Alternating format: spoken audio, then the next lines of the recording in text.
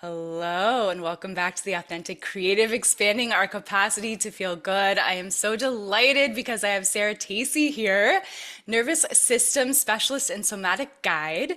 Sarah Tacy helps high achieving visionaries move out of survival mode and into sovereign embodied expression. With over 20 years of experience in nervous system regulation, somatic repatterning, and mind body healing, Sarah guides clients from burnout and depletion into clarity, vitality, and resonance. Her work blends scientific precision with intuitive depth, integrating nervous system intelligence, trauma informed practice, and sacred somatic tools. She has trained previous Olympians, supported CEOs through collapse and reinvention, and held space for women reclaiming their voice, power, and pleasure after years of suppression. At the heart of Sarah's work is a core belief: your body is not the obstacle, it's the oracle, a no BS GPS. Through her signature programs like Resourced and immersive retreats like Juice, Sarah offers a grounded path back to self-trust, aliveness, and sustainable expansion. She is known for her rare ability to make safety feel sacred, pleasure feel practical, and transformation feel truly possible.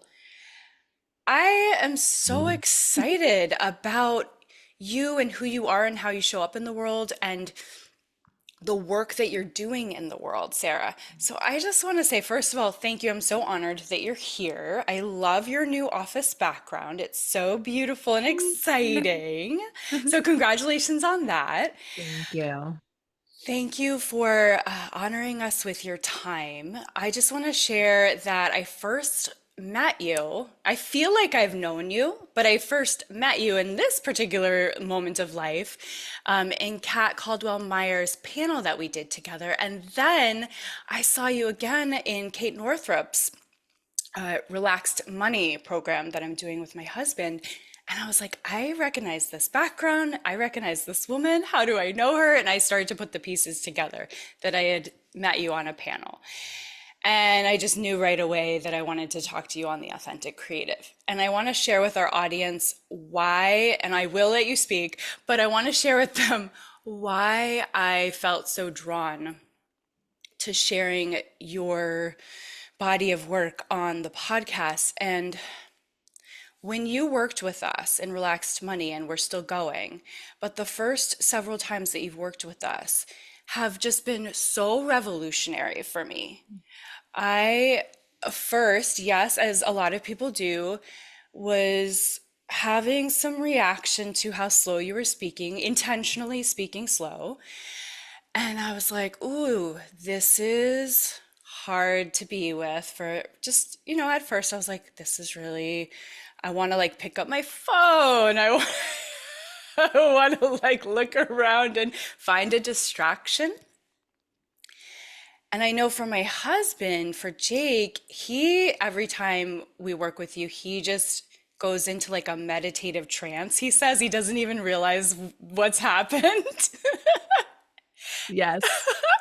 And for me, I immediately started, the mirror neurons started firing, and the repurposing of that nervous system tool of speaking slowly just immediately copied into my system.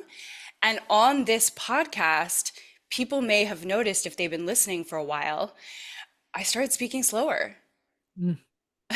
and like really slowing down, especially with these last several Reiki episodes. So, all of that being said, welcome. Hi, how are you? Thank you. I am doing so well. I would also say that, similar to many women, I am a recovering people pleaser. And so when I do things that I know are going to activate some systems, like speaking slowly on purpose, it takes a great amount of being steady in myself to be in a field with over 400 people tuned in, knowing that every system is going to respond differently Yeah. by pacing. And also knowing that the more I tune to my nervous system, the more I tend to it, the more choice I have in my pace and my rhythm. And so there can be great health in fast, like, I'm so excited to be here, right? And there can be this really meditative trance that happens when we go slow. And in some somatic exercises that I lead clients through, the slower we speak, often the more nuances we can pick up in our lived experience within our body. So we often tend to notice things that are a little bit more surface when we're going fast. And as we go slow, some deeper things that we didn't notice, many people don't notice before, will arise, which is both a gift and a burden. So there's a reason why society goes fast. It's programmed that way so that we might not notice that we have needs that are unmet. And when we start to slow down, the discomfort. So some people are like, oh, this feels so good. And some people, the discomfort is like, oh, you may have seen in the comments, a lot of people say, I'm starting to feel really sad. I'm starting to feel it's like these emotions that haven't had time to show up Yes, me will begin to included. One show of one of the themselves. days I was just crying as soon as we, yes, yes. Hmm. And it's not unusual, even the way that we parent. I am like super guilty of this. I feel like no matter how much preparation I give my girls every morning, Yeah, there's still the like, we gotta get out to the car, we yeah, gotta get to school. Um, yeah. but I'm guessing that there are many of us through schooling with like timed tests, um, sports, uh, generally being within a family that all may have different schedules, that there often wasn't time to really be with the waves. So when we're with the waves, they come and they go. But when we don't have time, they just come and they get pushed down. Yeah. This urgency culture and the conditioning is it's so deep and it's so expansive. The amount of ways that we feel rushed for no reason. And of course, we have to be on time for things. Yeah. And some of the urgency is self-created. It feels really real. Yeah. And I have been my own boss for almost 20 years, so I know that my case is not the same with others, but there are times where I'm like, I'm going to start my podcast on February 7th. And then the launch is going at a pace and things come up in life. And then I have to realize, because there could be the shame I have behind like not following through with exactly what I promised of, oh, I have choice. Hmm. Choice is one of the top nervous system tools that there is I call it pause, feel, choose. Hmm. So we pause. Is this really real? Is it 100% real? Is there any nuance? Is there any place I have choice? Oh, and I might realize that some of it is made up. Hmm. Some of it is self-inflicted. There's Some no of it is tiger. not actually, there's no tiger. It's not actually the end of the world. And when I do that, the response I get from people around me is not, how dare you? Although some people might feel triggered by it. I have had a lot of people come up and say, wow, I actually feel so much permission Yeah, now yeah. to take care of my needs or to make a change or to support myself differently. And so the more we do it, just again, pausing, feeling, choosing, is this urgency real? Is there, and we can opt out of urgency without, it's not always bound if we opt out of urgency to then hurting somebody else. Mm, Sometimes it's thought like if we don't do this, somebody else has to pick it up, or if we don't do this, somebody else is like it's it can be a win-win scenario. right. It's like you're inviting them and you're honoring your wholeness of what feels good. And then you're inviting them into that as opposed to going into their chaos or both being in chaos. I, this morning, Sarah, feel particularly dysregulated. The irony of having you on. with the amount of dysregulation I'm having this morning. But it's all perfect. I'm like, okay, maybe that's just perfect. So people that are listening can know, yeah, we're so human and that's okay. And we're going to be dysregulated sometimes. And it's not, I think this is a common thing. It's not about always being calm. It's not about always feeling, we're not going to always feel calm and safe and secure and grounded and stable and all the things we want to feel at all times, right? There's Yeah, like I a mean, flexibility. one of the things that life is about, I think, is growth. And I think it might be Tony Robbins who says, if you're not growing, you're dying, something like that. And that may also appear physiologically if we're not creating new neural synapses, especially after the age of 35, that there's deterioration. So there is this like uh, a need to grow. And often how we grow is by old ways not working. And when old ways don't work, it often sends us into dysregulation because we don't know the new way forward. Right. And so Yes. dysregulation can be a sign of, or I would even say an invitation Yeah. to, ooh, I don't know the way forward right now. Right. And then we open up the reticular activating system, that part of our brain stem that allows us to see what we've always seen or possibly see something new by asking a question. And so we ask a question such as, show me, which is a phrase I borrow from Bridget Vixen's. Just show me, surprise and delight me with a way I am totally unfamiliar with Oh, something new, with something updated. I often say, like, may I, may I see another option that is not clear right now? And as soon as we start asking these questions, we begin to live into the answers. And so I say that when we are in our range of regulation or in our range of resonance, it's not about being calm. It's about the ability to be in the unknown. This is a big right. one for me, by the way, because last year on module 6 of my resource course, we were doing double binds, I must, I can't, and trying to find the sacred third.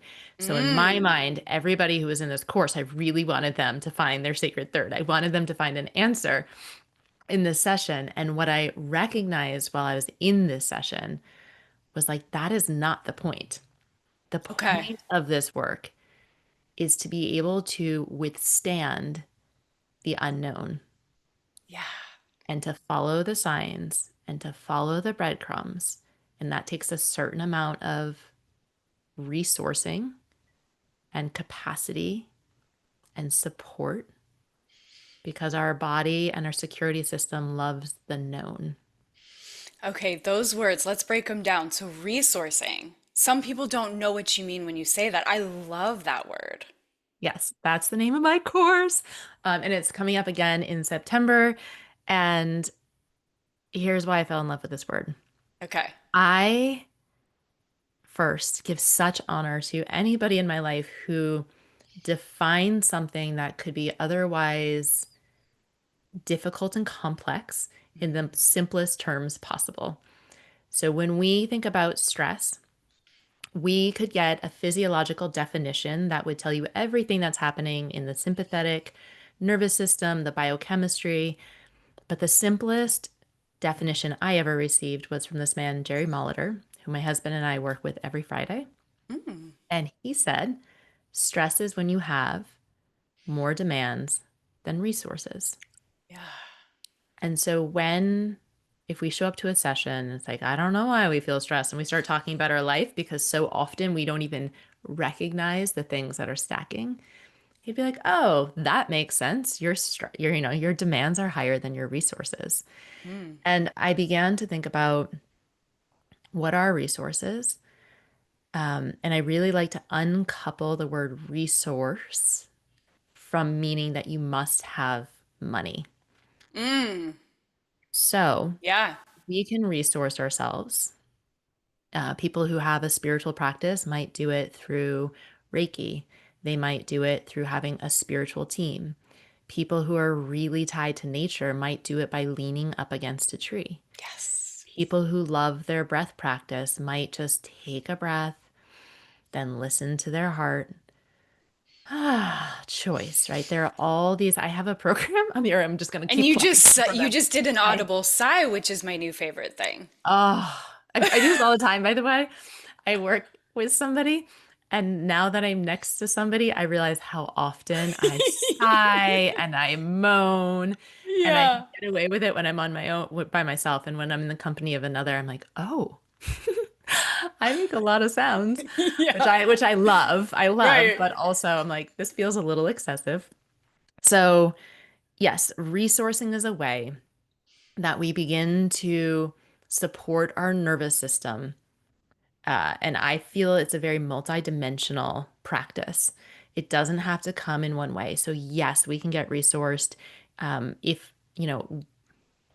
if I can afford to have a babysitter, that is a major resource, right? Mm-hmm. It could also come through a neighbor. It Mm-hmm. could come through a grandparent. Mm-hmm. Having finances can be very resourcing. And people with a lot of finances, most of them that I know, have a lot of stress, have a lot of demand. And Mm-hmm. it's not unusual. The more finances somebody has, the more people are relying on them. So it could be more employees, more clients. And so it can actually feel like so many things that you're juggling and working out. So, resourcing again, though finances can be part of it, when I'm talking about it within the nervous system world, it's where else, it's not exclusive or, but it's where else can I pull from that really helps me feel in my body, grounded and with choice. I remember you saying one of your favorite resources or ways of being resourced is calling a friend, Oh, which is free. it's free. Yeah.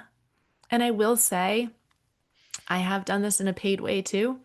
So, Jerry, who my husband and I see on Fridays, he says to all of his clients, if you're feeling dysregulated, please call me. Mm. His phone almost never rings. Because I would think, like, oh, that would be a boundary violation if I had all my clients just calling whenever they want. And his whole thing is that most of us, many of us, and possibly many of his clients, grew up in such an independent way. I will figure this out. I've got this. For me, it would be I would do my yoga practice. I will do my breathing practice. I will do my gestalt journaling. I will figure this out. And once I am calm, I will write about the silver lining. Like Yeah, yep, um, yep. this is, this is opposite of like go up to your room and when you feel better, come down. This is while you're in the mess, reach out and notice what it's like to reach out to a stable other who will listen and then reflect back. So he doesn't really even advice give. It's just he listens, reflects back. It's a quick call. Yeah. And I almost have never made, I've made him a few times. And then I reached out to a friend to say, hey, how do you feel about doing these 8-minute calls? Like if you have an SOS or I have an SOS, um, just to help get the reps in because I am really good at self soothing. And it turns out if I'm looping, which means that I go up into a space where I don't feel like I have choice and my emotions are stronger than my ability to self soothe, co regulation with a stable other is, in my experience, the fastest way back down. Yeah, and I love the fact that what he's saying is, I'm here. And what you're saying is, people don't necessarily need to use that line of support. They just need to know it's there and it's enough, which I is would, so cool. it's so cool. I would say it's not that they don't need to use it, it's that it's not a nervous system pattern that they have. And so I would actually say like one of the greatest challenges. It's like, oh, we can do it when we're paying him and we're in session and the time is put down. But to just make that call when we're in a loop, when we might have family members that we call who we know are going to be like, oh, yeah, that's so bad. Like they're going to like Mm, amplify it mm. to call someone stable. I would say that it's not silent because people just need to know he's there. It's silent because it's so uncomfortable to call while dysregulated. To see me in my mess. Yeah. Yeah. Yeah. Not in my like, I've got it all figured out and here's what's happening. And, to just be like, oh yeah, I'm having a moment.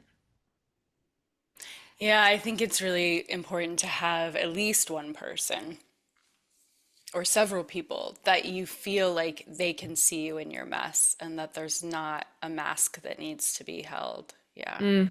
Yeah. And what I often tell clients, and actually my first guest I have a podcast called Threshold Moments, and my very first guest, when he was talking about becoming relational, I was listening to his story and it was like, well, first it's like relational with nature. And then it was like, and I think he did like CrossFit, but he did it watching like a video and then like logging his information with a community. So it was kind of virtual.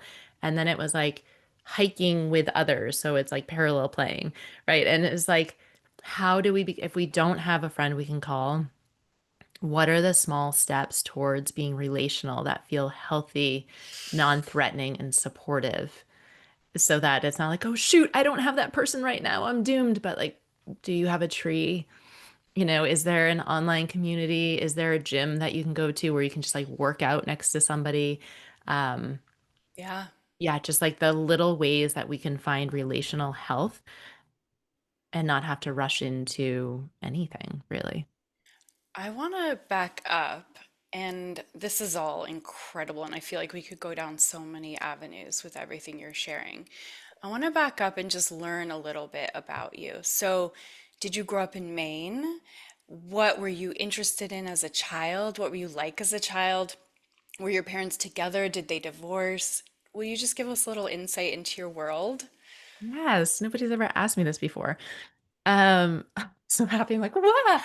Um, so I grew up in Exeter, New Hampshire, which is an Okay. hour south of where I live now. So I've always lived coastal. Even when I was in college, I could see the water from the lacrosse field and always near the ocean. Um, I would also say that when I did have hard moments in high school, I would drive to the ocean and just sit there, and it would help me feel that my issue is just so small in comparison to the Hmm. universe. It like gets to be there fully, but also perspective. So, um, I grew up and I always say it was like a very, I don't think this is actually a phrase, but I say like a meat and potatoes as like normal as you can be. Like I say this in the way of like I never had a mango, I never had Indian food, I never had an avocado. It was like what was the food that was local at that time. Okay. I grew up in a Protestant church where I went every Sunday, and it was always a husband and wife minister, and the wife's brother was gay, and so like I just feel like the church was very just like there was a man and there was a woman. There was like everybody is accepted. So it would just all um I played sports and I never really knew a difference between like being a male or a female in access because my mom made sure that she like created the travel team for me, for us, for the town, right? She made sure that there was a rec league for girls because she saw so Wow. many girls before me dropping out. And so was really into sports. I was a high performer, meaning I loved I So, loved getting good feedback about things, right? And so I that actually led to, some performance anxiety, and that led to many, many injuries, especially in high school. what kind of were you Eventually, in lacrosse or I track or? played soccer, Okay. lacrosse, and basketball, and then I went Okay. to college for lacrosse. Okay. I was supposed to play soccer and lacrosse, except I had a pretty major back injury my senior year. Oh, And that, tell us about that. yeah, yeah. So I took so much pride in playing through my injuries. I just thought it was so tough. Mm, And the doctors would say, like, don't let her play more than 5 minutes. And I would just get put in a different position on the field and I'd play the whole game and I would limp my way through school. And I would get a tenacity award in basketball, like the most tenacious right. player, right? Like that meant Rewarding. everything to Yeah. me. And eventually what happened is I had a back injury and I couldn't walk. I couldn't sit. They had to have a reclining chair on the side of the field, and I would just like lay and watch my team play. It was Ugh, painful to do ugh, homework. I couldn't go out with friends. I couldn't sleep over anywhere. I started taking a whole bunch of medications, some of which are no longer legal. wow. Um, and I just lost everything. I lost everything I identified with, and I had my first foray into chronic pain and depression. Wait, so was Um, this your junior or your senior year of high this school? was my senior year. Okay. Senior Yeah. year of high school, you cannot do anything. You feel like you've lost everything. And how long did that go on for? So a year later, so it was like, again, I was supposed to play soccer, and first day of soccer doubles in college, I like could barely get out of bed. And so that was heartbreaking. I had never not made a team. Um, but through that, I got to learn like, oh, there's more to life than sports. It allowed me to go abroad to Italy and Oh, wow. my junior year, but it also just like, oh, there's there again more to life. And um, a year later, I was going to visit my friend who lived in Hawaii, and I went down to reach for my bag, and my back went out again, Oh, and I like fell to the floor, and I have no idea how my dad got there, but he like heard me scream and like he like ran. Like it doesn't even make sense how he got there and just like caught me before I hit the floor. wow. And my parents and my sports medicine doctor, who at this point I was babysitting for because I had so many injuries. I was babysitting for his kids. Yeah. Um, yeah. Yeah. Not for him. Yeah. Yeah. Yeah. And they were like, well, you can be in pain here in New Hampshire in January or on the beaches of Hawaii. Oh, And wow. That's a that's good where my friend option. lived. So My I, eye is twitching just hearing your story. yeah. I'm just like, So Sarah, oh my I gosh. took all the medication, the Vioxx, that's the one that's no longer legal, muscle relaxants. And I get to Hawaii and I get off the plane, and my best friend's mother, my recollection is that she says, no more meds.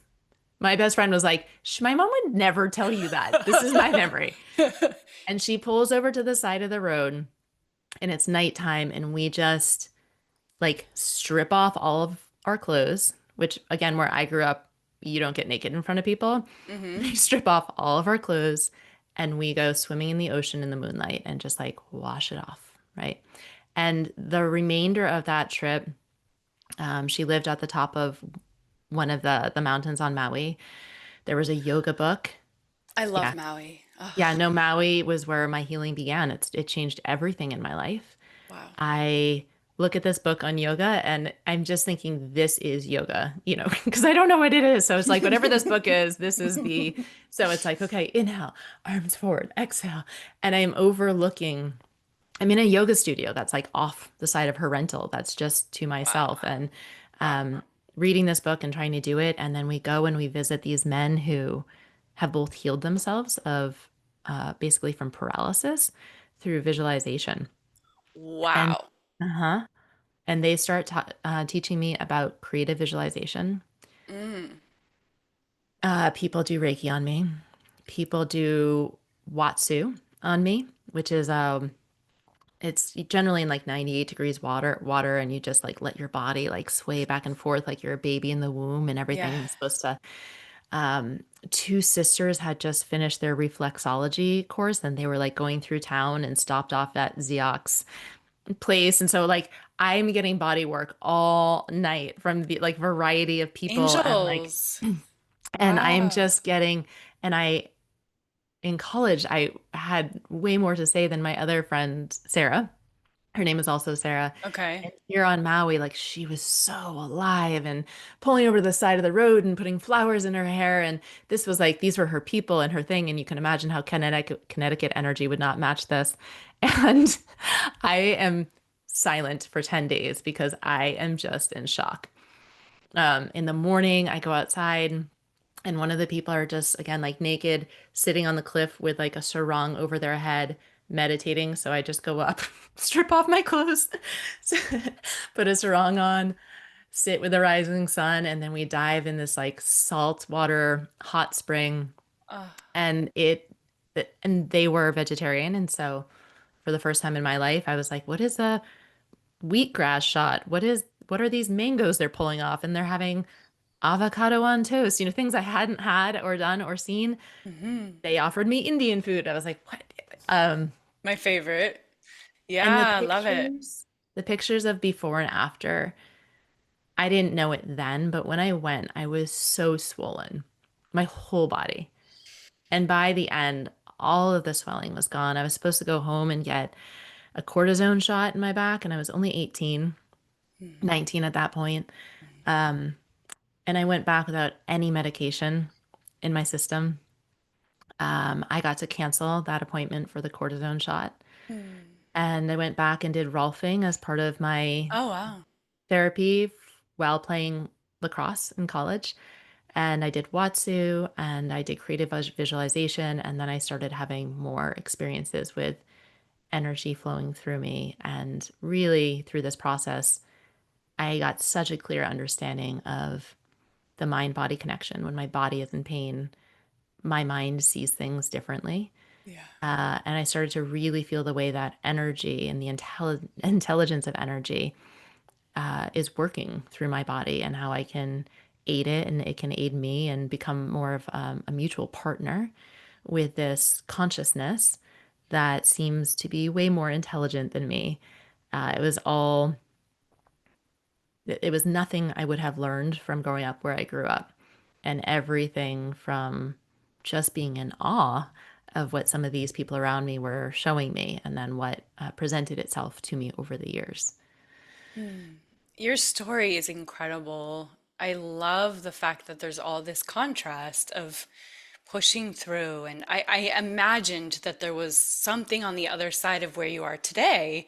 And clearly there was. And that's a huge dramatic experience that you had that was this major catalyst that now we all get to benefit from you having gone through that horrible experience, which became the most blessed experience.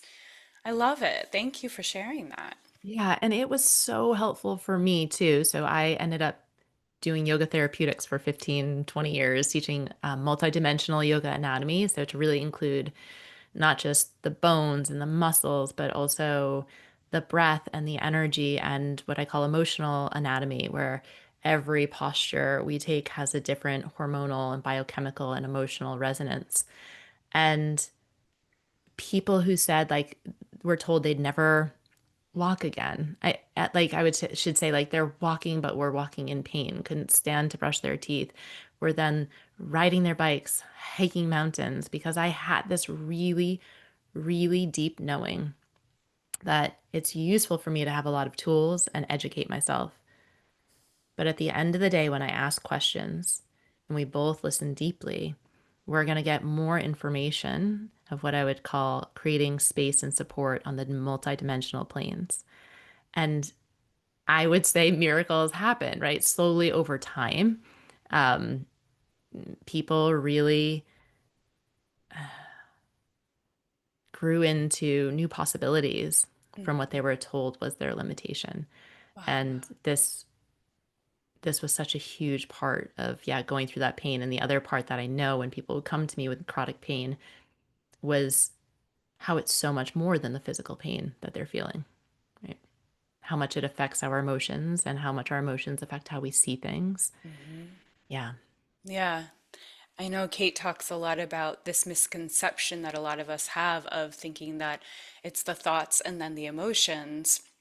But more recently, we're all starting to, a lot of us, understand and honor and know and experience that it's really the body that holds the score and that the body and the emotions are the beginning. The nervous Hmm. system is the beginning of everything, and then the thoughts. But that it can be like this feedback loop. Yeah. Yeah.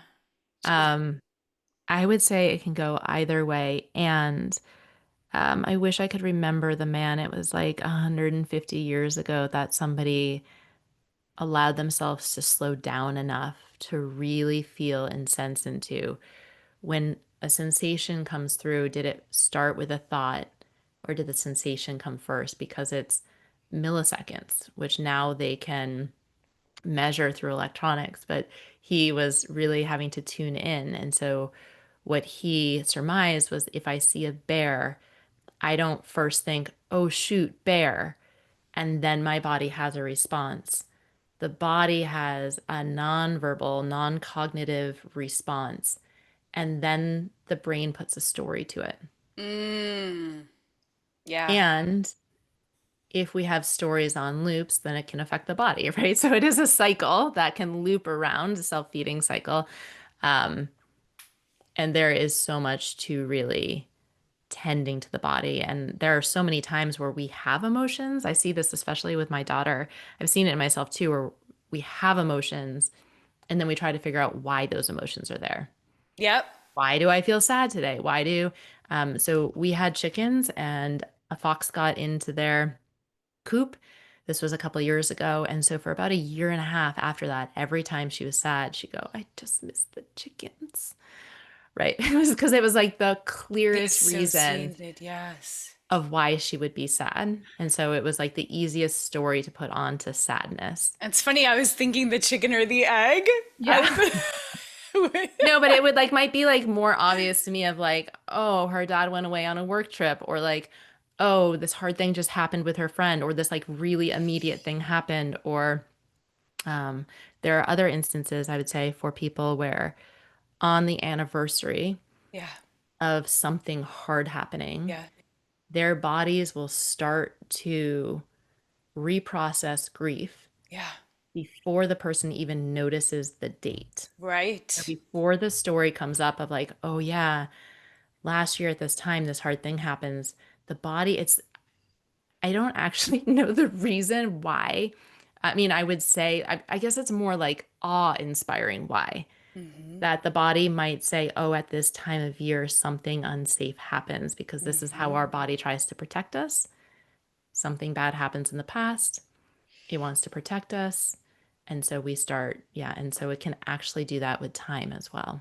Oh my gosh, so many things are firing off. Two things I'm thinking. One, I'm thinking about funerals and death and passing, and how it's often an opportunity to grieve everything that hasn't been grieved.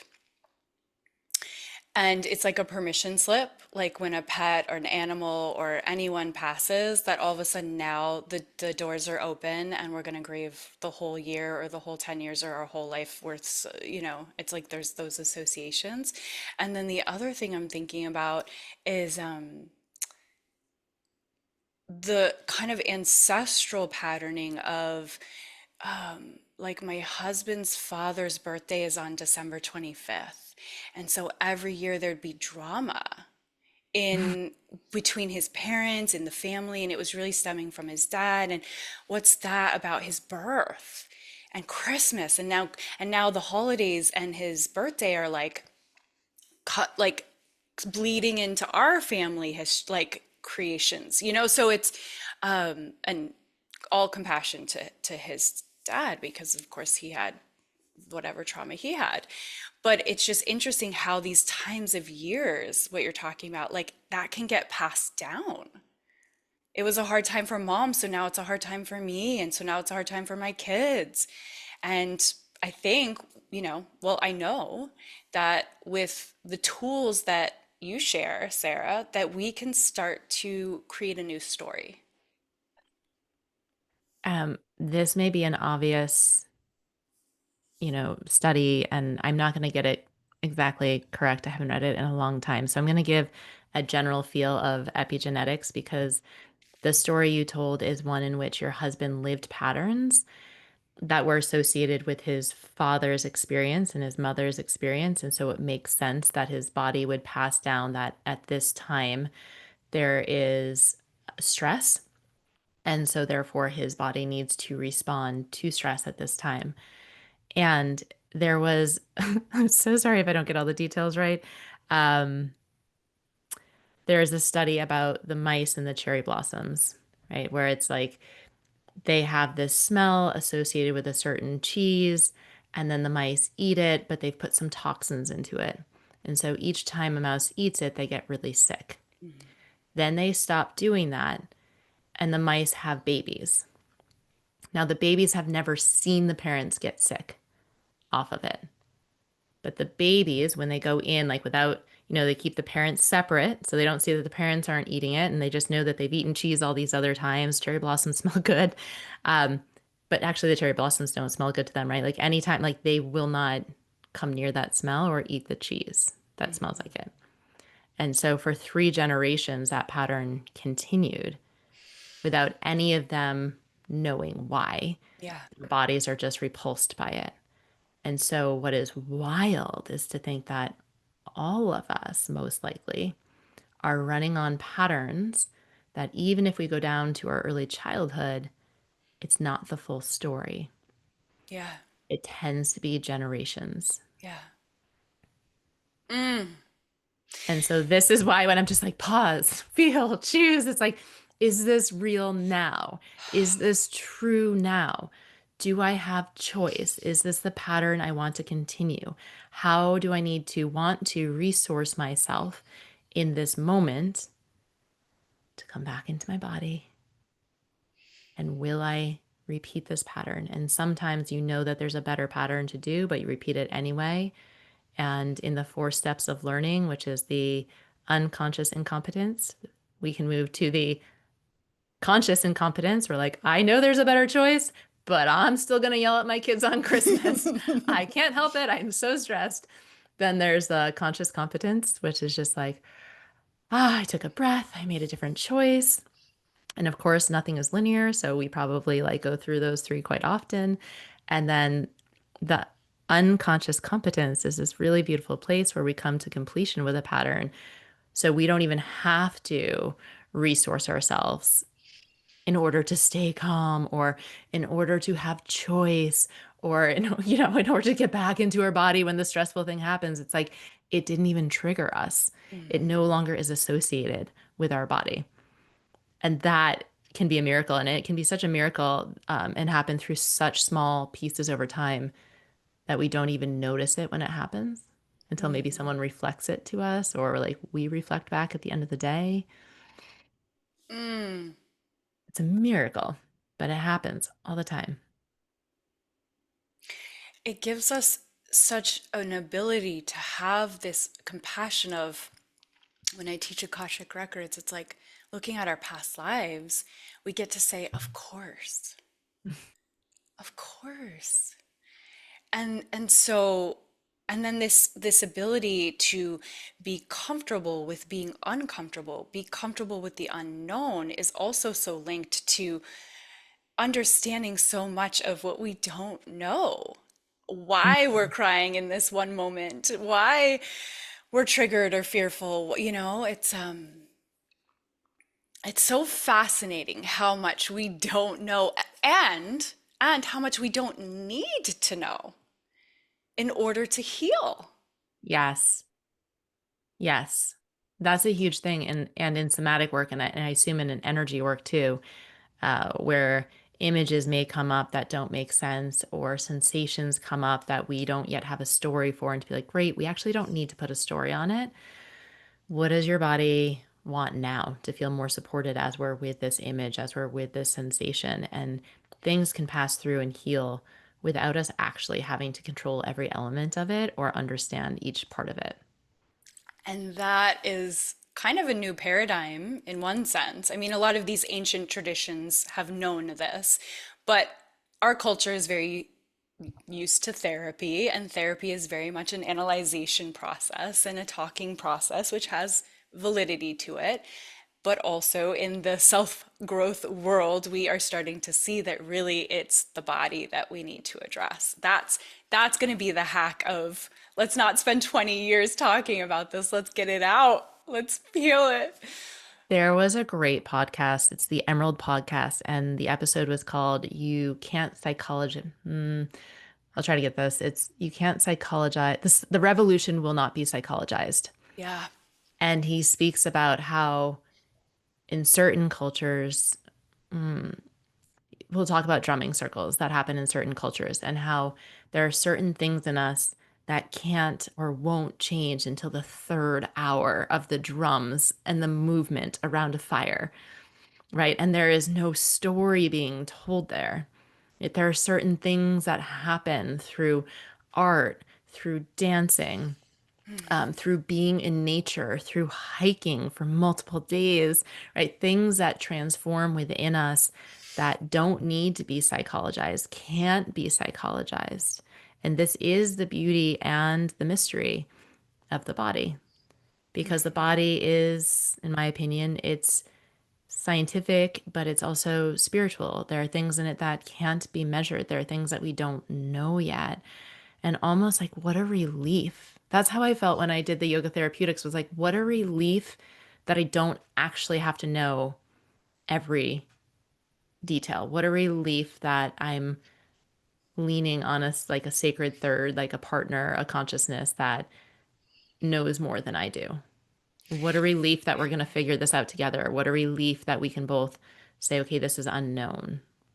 And we live in a culture where people accept God as this unseen entity, and yet there's this challenge with accepting the unseen miracles, the Hmm. unseen paths of healing.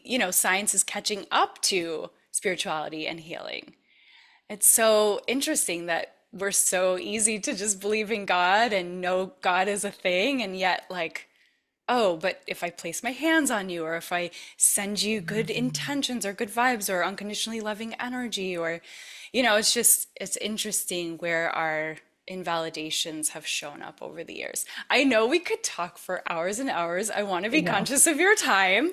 Um, we are coming up to an hour here. So let's just pivot and just close out and just say maybe there'll be a part two.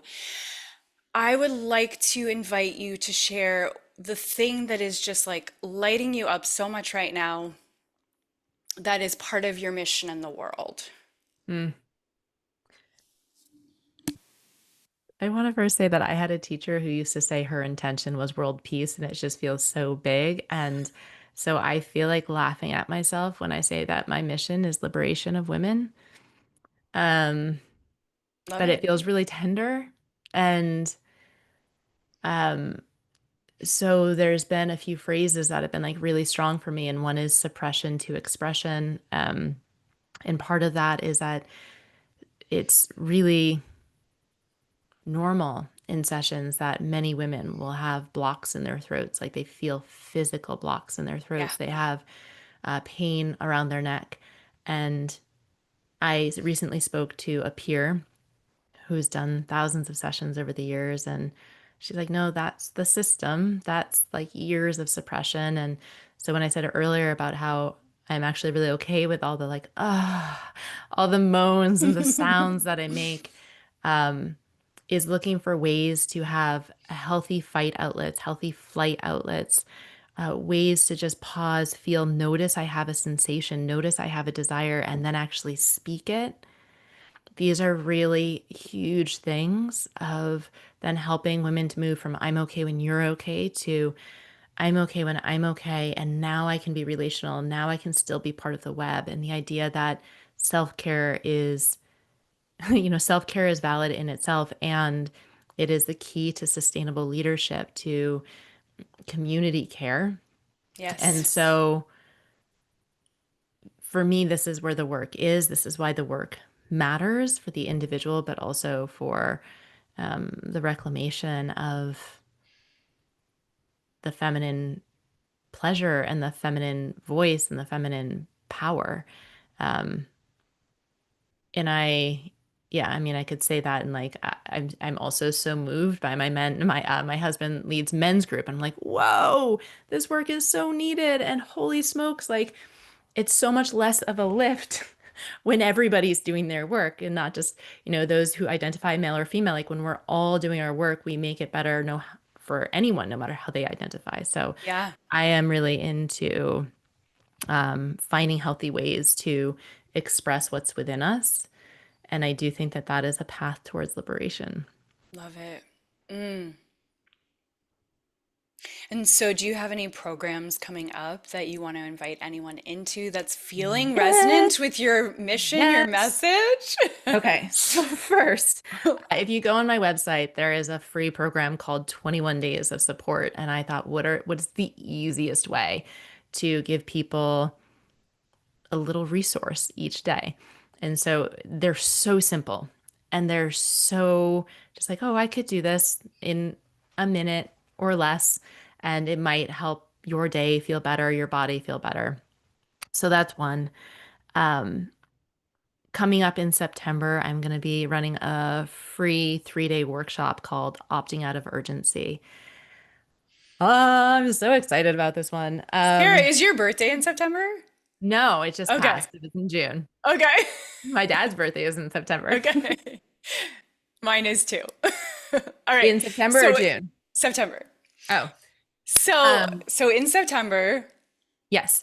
I will be running a free 3-day program called Opting Out of Urgency. And I am so excited about this because, I always say pause is the number one, pause and choice are the top nervous system tools, in my opinion.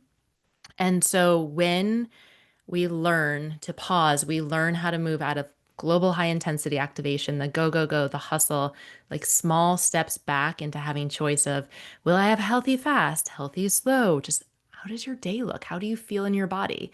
That's day one. And day two is going to be about the sacred third. So when we're in a double bind of I must, I can't, the sacred third is in a place where we resource ourselves, find the next right step, and it's all about being in the unknown. And day three is the relational element. When we notice we have a desire, when we start to come to I'm okay when I'm okay, and how do we stay in that uncomfortable place between familiar and optimal, in the place where what someone expects of us is no longer, the people pleasing is no longer there, that it can feel like a brick wall before a bridge. And so, how do we resource ourselves in that place? So, this is all urging out of urgent, urging, opting yeah, out of urging yourself out of urgency, urging urgency. out of urgency. Yeah. I have so many examples that let's just like lately, as I'm like, oh, I'm going to opt out of urgency here. Um, Yes. and a woman told Arden that I'm working with right now, and I was like, I feel like suppression to expression is too much to do with a really big group that I don't know yet. And she said, well, bad news. Whether you're doing opting out of urgency or suppression to expression, um, both, she was just saying this when I thought like one might be too much. She's like, they're both getting at the same thing, which is Mhm. it's supremacy culture. It's the thing that keeps us on the treadmill of life, feeling too busy to like really tap into what matters. And Toxic so again, capitalism. yeah.